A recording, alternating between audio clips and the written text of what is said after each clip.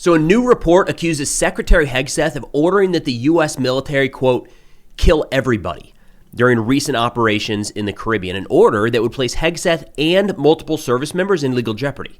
Now, the Pentagon is calling this fake news, but just a few hours ago, the Senate opened an investigation into the strike to determine if illegal orders were issued to our uniformed personnel and subsequently followed.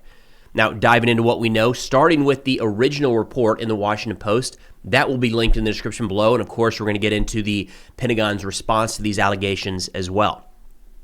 The Washington Post said, quote, Defense Secretary Hegseth gave a spoken directive, according to two people with direct knowledge of the operation. Quote, the order was to kill everybody. Talking about the initial strike on September 2nd, they say a missile screamed off the Trinidad coast, striking the vessel and igniting a blaze from bow to stern. For minutes, commanders watched the boat burning on a live drone feed. As the smoke cleared, they got a jolt. 2 survivors were clinging to the smoldering wreck. The Special Operations Commander overseeing the attack ordered a second strike to comply with Hegseth's instructions that subsequently killed both men. They say SEAL Team 6 conducted the intelligence collection and targeting for this attack and several others, according to 2 people.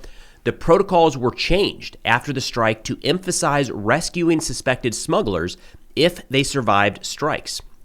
And we have seen that. A strike just a few weeks ago, maybe a couple months ago now, led to the U.S. Navy going out to pick up these suspected smugglers and then actually returning them to their home country. The Washington Post continues saying, in briefing materials provided to the White House, JSOC reported that the double tap was intended to sink the boat and remove the navigation hazard to other vessels, not to kill survivors. They say a similar explanation was given to lawmakers in 2 closed-door briefings. According to 2 congressional aides, that explanation prompted frustration among some members of Congress who say they believe the Pentagon has been deceptive in its description of events. Todd Huntley, a former military lawyer who advised Special Operations Forces for 7 years and now is the director of National Security Law Program at Georgetown, said, quote, even if the United States were at war with the traffickers, an order to kill all of the boat's occupants if they were no longer able to fight would in essence be an order to show no quarter, which would be a war crime. Now, diving into the legality here, we're turning to Jack Goldsmith, who works at Harvard Law, formerly headed the Department of Justice Office of Legal Counsel, and worked in the Office of General Counsel for the Department of Defense during the global war on terror. He said, quote, there can be no conceivable legal justification for what the Washington Post reported earlier today. In fact, he cites Section 5.4.7 of the DOD, so the U.S. Law of War Manual, saying, quote, it is forbidden to declare that no quarter will be given. This means that it is prohibited to order that legitimate offers of surrender will be refused, or that detainees, such as unprivileged belligerents, will be summarily executed. Moreover, it is also prohibited to conduct hostilities on the basis that there shall be no survivors, or to threaten the adversary with a denial of quarter. This rule is based on both humanitarian and military considerations. This rule also applies during non-international armed conflict. He says, in short, if the Washington Post's facts are correct, it appears the Special Operations Forces committed murder. He says the prohibition on targeting a disabled combatant is so clear that Bradley, the Special Operations Commander, had a duty to refuse to comply with clearly illegal orders to commit violations of the law of war. Now, we're going to get into a historical precedent here that shows that during World War II, a very similar incident, big picture, saw not just the commander that issued the order, but also the crew that carried it out, sentenced to death for violating that specific law of armed conflict. Now, the Pentagon, for their part, has responded. Chief Pentagon spokesperson Sean Parnell responded to the Washington Post in their article, saying the entire narrative is completely false. Secretary Hegseth issued a couple different statements yesterday following this reporting. I'll put those on the screen here, and of course, they'll be linked in the description below as well. The first one, pretty long, kind of explaining why they are continuing to carry out strikes and how they are doing this in a different manner than the Biden administration. A key component here, too, first off, there was no denial of anything that came out in the Washington Post article from what I can see. A key component here is Hegseth said, quote, our current operations in the Caribbean are lawful under both U.S. and international law, with all actions in compliance with the law of armed conflict and approved by the best military and civilian lawyers up and down the chain of command. Of course, we have seen in recent months the removal of a number of military lawyers, JAGs, from across the services. That doesn't mean that there are no lawyers in the chain of command, just maybe fewer, or some posts might not be currently manned. Secretary Hegseth, shortly thereafter, turned to his personal account on X to say, quote, "We have only just begun to kill narco-terrorists," kind of doubling down that this is not going to stop current operations. Pentagon spokesperson Sean Parnell said, quote, "We told the Washington Post that this entire narrative was false yesterday. These people just fabricate anonymously sourced stories out of whole cloth. Fake news is the enemy of the people." Now, we are seeing a number of U.S. congressional leaders stepping forward, talking about how there needs to be an investigation here. And it sounds like the Senate, Republican-led Senate, is actually taking point to push further for more information. Now, in terms of the precedent here, there's like a very clear-cut case in World War II called the Peleus, P-E-L-E-U-S, war crimes trial, where a German U-boat commander and his crew were held liable, and I think 3 of them sentenced to death for killing the survivors of a ship that they hit.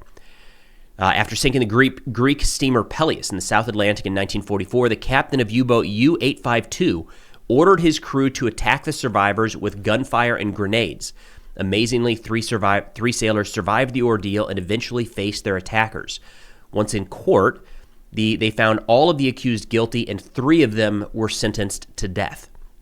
A couple key components here. The arguments that the defense used, or the Germans in this case used, was 1, military necessity. They said they could not allow wreckage to be seen here and the crew to be seen because it would give away the location of a submarine in the area. That was denied, and you'll see one of the arguments listed by DOD right now is they could not allow this would have been a problem for other ships coming by. So you can see a similarity there in terms of the military necessity that previously has been struck down.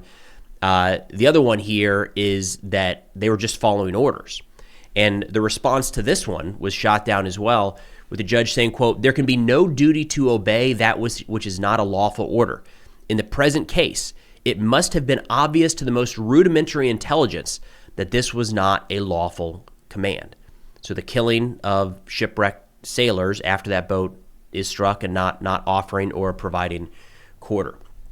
And look, a lot has changed. We've done a lot of things in my lifetime, certainly, that have been legally dubious, and we're trying to find the gray area and how drone strikes are different than direct warfare and how World War II doesn't necessarily apply here. But I just got to say, if we're looking at an incident in World War II that we, the Allies, sentenced to death Nazis for, and we are trying to explain how it's different this time, or no, actually the reason that this is okay is ABC, I feel like we need to take a long look in the mirror and maybe be conducting operations in a different manner. In fact, it looks like somebody, the optimistic side here, somebody inside of the Pentagon or the White House or Department of Justice maybe said, hey guys, you can't do that, because we saw a clear change in how the U.S. is conducting these operations, now rescuing the people from these very boats that we hit. Kind of suggests that maybe somebody raised their hand and said, yeah, that's a problem. You can't do these double tap strikes on the survivors. Now, in turning to the response right now in Congress, we have Representative Seth Moulton, a Democrat out of Massachusetts and a Marine Corps veteran, said, quote, "Mark my words, it may take some time, but Americans will be prosecuted for this, either as a war crime or outright murder." And again, a key component to that World War II trial was the commander was found liable, but so were crew members that carried out the orders. So in this particular instance, it's not just the verbal order, again, assuming that the Washington Post reporting proves accurate, but the service members down the chain that carried out that strike. And that's something I've vented about before that's so frustrating. Anytime we have these legally dubious operations, there are service members that raise their hand and are doing their absolute best to honorably serve our country, that are put in very precarious situations and have to, you never want to put your soldiers in a situation where they have to wonder, is that an actual legal order or not? And again, you want that trust to be there, to where I know that I can assume this is a viable legal order and not have to make that difficult decision of what do you do? Do you not pull the trigger? What does your boss do if you decline this? Are you putting people at risk? Are you putting your buddies at risk? You don't want to ever put them in that situation. And it looks like, again, according to the Washington Post reporting, our soldiers, in this case, operators from SEAL Team 6, were placed in that direct situation. Representative Ted Lieu, an Air Force veteran, said, quote, "I read the classified legal memo. Nothing in the memo or military law authorizes a second kinetic strike against defenseless survivors. If the reports are true, then a war crime was committed. Also, there is generally no statute of limitations for war crimes." Representative Eugene Vindman, an Army veteran, said, quote, "Secretary Hegseth, you will be held accountable for the illegal orders that you give. This demands congressional investigation, and the unredacted video of the strike and radio recordings of the orders given need to be shared with Congress and the American people immediately." And as mentioned earlier, it does appear the Senate is starting to move on this.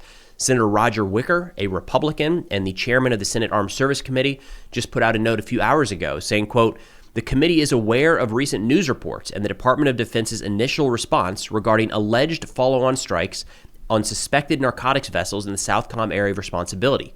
The committee has directed inquiries to the department, and we will be conducting various oversight to determine the facts related to these circumstances." So again, as it sits today, the Washington Post article, as written, puts not just Secretary Hegseth, but multiple U.S. service members in the crosshairs for war crimes investigations. If we decide, and this is one of the things a couple different legal scholars have gotten at, if we decide that it is a time of war and this is armed conflict, then these would be considered war crimes.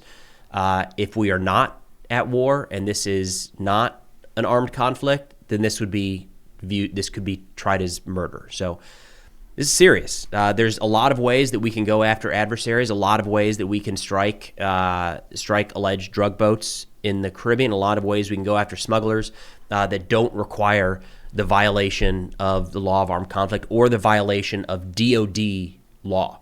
So this is not a matter of, well, we are not a signatory to certain agreements or we don't adhere to this or that international court. This is the violation of U.S. law. And I just personally hate that we're putting any of our service members in a position to possibly carry out anything of the sort. But nonetheless, I'm sure we'll get more information on this before too long. That's all we got for now. Thanks for watching, and I'll see y'all next time.